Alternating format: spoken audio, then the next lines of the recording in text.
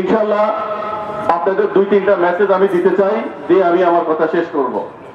আমরা এখন ক্ষমতায় নেই, আমরা কিন্তু বিরোধী দল না।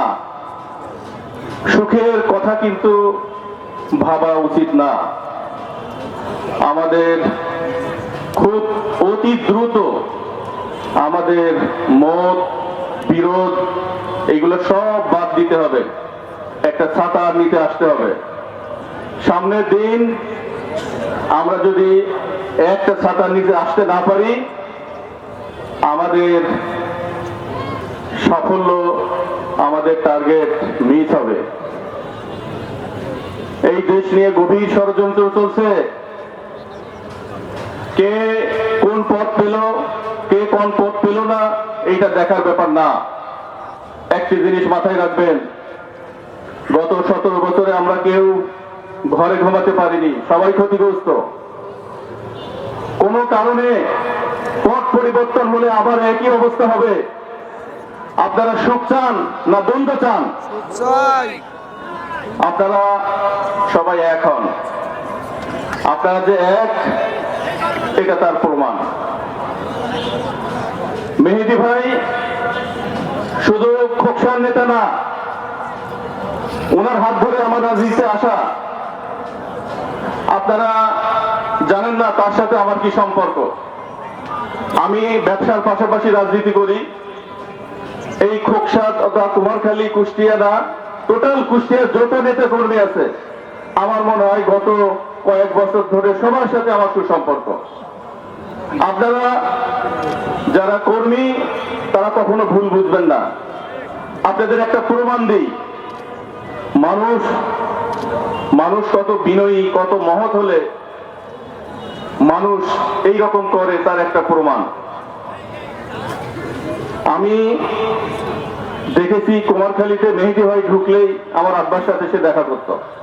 আমার আব্বার সাথে তার একটা ভালো সম্পর্ক ছিল।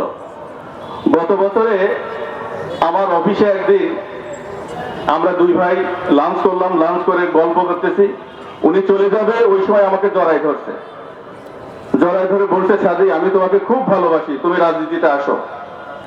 তাই বললাম, না ভাই, আপনি যতদিন আছেন আপনি আমাদের গার্ডিয়ান, আপনি যতদিন পারবেন আপনার সাথে আমরা আছি। আপনারা ফার্স্ট জেনারেশন, আমাদের বয়স কম, আমাদের সময় আসে, আমরা পরে করব। আপনারা বুঝতে পারছেন কথাটা? রাজনীতি এইরকম হতে হবে। আমাদের মধ্যে সামান্য পরিমাণ কোনো দ্বন্দ্ব নাই। আমাদের আবারও আমি রিকোয়েস্ট করি, আপনারা এখন এই বিএনপি, তারেক রহমানের বিএনপি, এই আহ্বায়ক কমিটি এমন একটি কমিটি, কুষ্টিয়াতে এর আগে এইরকম কমিটি অনেক ঘাটতি ছিল, তার প্রমাণ আপনারা। এই কমিটি হাত ধরে ইনশাল্লাহ বিএনপি এগিয়ে যাবে। এবং আপনারা মনে রাখবেন, সম্পূর্ণ গণতান্ত্রিক পন্থায় আপনাদের ভোটে, আপনাদের মতামতে বিভিন্ন কমিটি হবে। আর একটি ব্যাপার বলে আমি শেষ করব, বাংলাদেশের অর্থনৈতিক অবস্থা শেষ। অর্থনীতি, রাজনীতি, শিক্ষা, চিকিৎসা সব সেক্টর ধ্বংস হয়ে গেছে। এই দেশকে এগিয়ে নিয়ে যেতে হলে, এই দেশকে উন্নয়নের পথে নিয়ে যেতে হলে একমাত্র দল এই বিএনপির দ্বারাই সম্ভব।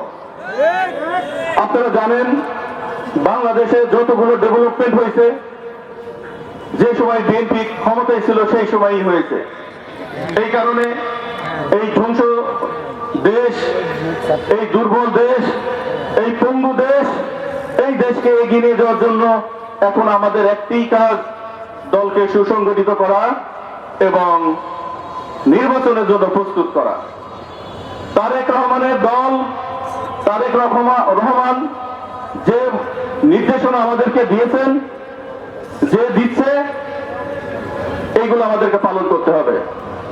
হাট ঘাট চাঁদাবাজি আমি আশা করি আমাদের দলের মধ্যে তেমন কেউ নেই, আপনারা এর সাথে যুক্ত হবেন না।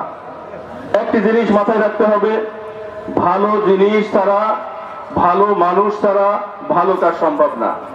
এই জন্য বিগত দিনেও যেসব নেতা নির্বাচিত হবে, ইনশাল্লাহ আপনারা ভালো মানুষ দেখে নির্বাচিত করবেন। ইনশাল্লাহ আমাদের দল, জাতি, সমাজ উপকৃত হবে। আর একটি ব্যাপার, আমি মেহেদী ভাইয়ের হাত ধরে রাজনীতিতে আসছি। আমার রাজনীতির বয়স কিন্তু 25-27 বছর। আমি এখনো আপনাদেরকে বলছি, আমি আপনাদের কাছ থেকেও রাজনীতি শিখতে চাই। আপনারা শিখাবেন তো? আমি আপনাদের সাথে থাকতে চাই। আমি যে কার্যক্রমগুলো করে যাচ্ছি এই ব্যাপারে আপনারা সবাই অবগত আছেন। ইনশাল্লাহ আমি এমপি হওয়ার জন্য এখানে আসিনি। আমি রাজনীতিতে আসছি আপনাদের সাথে থাকার জন্য। আপনারা যেভাবে আমাকে চাইবেন আমাকে সেইভাবেই পাবেন। আমি আপনাদের সাথে গত 10-12 বছর অঙ্গাঙ্গভাবে ছিলাম। ইনশাল্লাহ জীবনে যতদিন বেঁচে থাকবো আমি ততদিনই আসবো, ততদিনই পাশে থাকবে। আর আপনাদের কাছে শেষ একটি কথা, আপনারা এই যে সামনে কমিটি হচ্ছে, এই কমিটি নিয়ে আপনারা কেউ মারামারি, দ্বন্দ্ব, তর্কের মধ্যে যায় না। এটা আমাদের কুতুব ভাই এবং জাকির ভাইয়ের নেতৃত্বে চমৎকার একটা গণতান্ত্রিক পন্থায় কমিটি হবে ইনশাল্লাহ। তারেক রহমানের যে আহ্বায়ক কমিটি, এই রকমই আপনার ওয়ার্ড কমিটি, ইউনিয়ন কমিটি, থানা কমিটিগুলো হবে। এই কমিটির হাত ধরে বিএনপি অনেক শক্তিশালী হবে। আপনারা আমার জন্য দোয়া করবেন। আমি সময় অল্প, আর বক্তব্য বাড়াবো না। আমার জন্য দোয়া আছে। আমার বক্তব্য এখানেই শেষ করছি। বাংলাদেশ জিন্দাবাদ। এই দলের প্রতিষ্ঠাতা শহীদ প্রেসিডেন্ট জিয়াউর রহমান অমর হোক। বেগম খালেদা জিয়া জিন্দাবাদ। তারুণ্যের অহংকার তারেক রহমান জিন্দাবাদ। বাংলাদেশ জিন্দাবাদ। আসসালামু আলাইকুম।